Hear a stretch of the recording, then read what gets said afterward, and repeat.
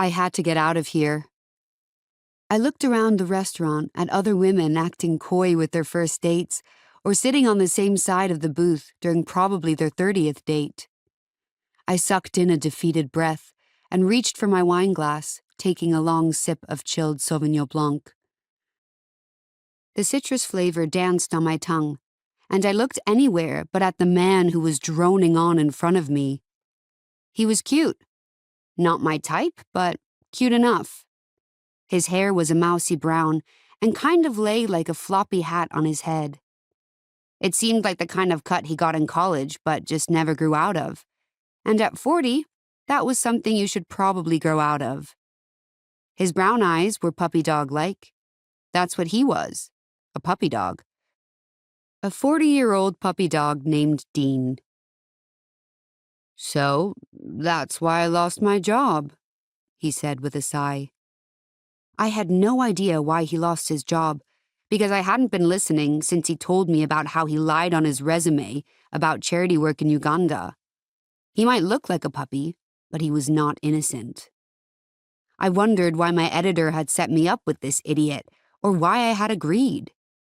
I said I had given up on dating, yet here I was, at a corner restaurant in Midtown Manhattan, wearing too much makeup and plotting how to get out of here. We hadn't even ordered food yet. "So, what do you do?" asked Dean, leaning in as he shook his hair out of his face. Wow! He was asking something about me. It only took 20 minutes. "I'm a writer," I said, my fingers sliding up the stem of my wine glass. "Oh, like a blogger?" "No, like a writer. Novels." "Wow. Anything I would know?" he asked, leaning back in his chair and studying me as if he didn't quite believe me. "Do you read romance novels?" He snorted and shook his head, his mousy long hair shaking with him. "Then probably not." I tried to ignore his insult, especially since my last book had been a total flop. I had no leg to stand on. I normally didn't read reviews. My agent did.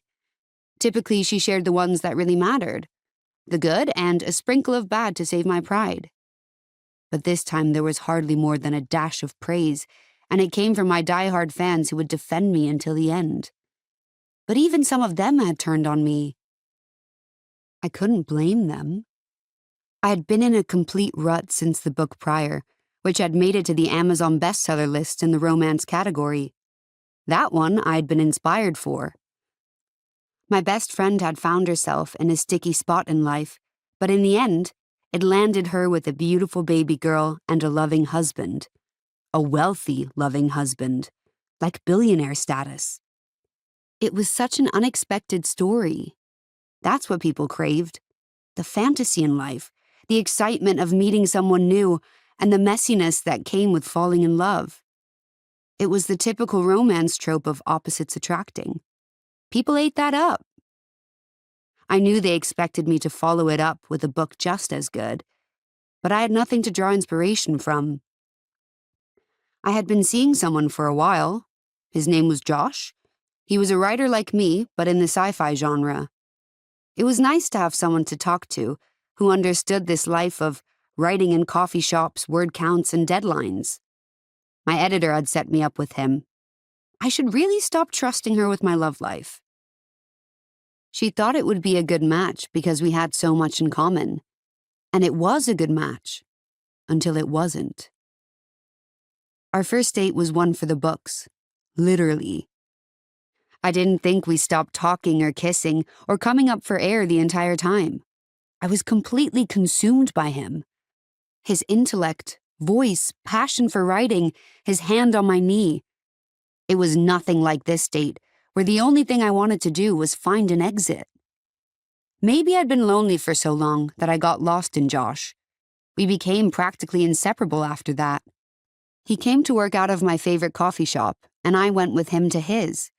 We enjoyed too many lattes as we typed away on our laptops, sharing kisses and a few edits as we went.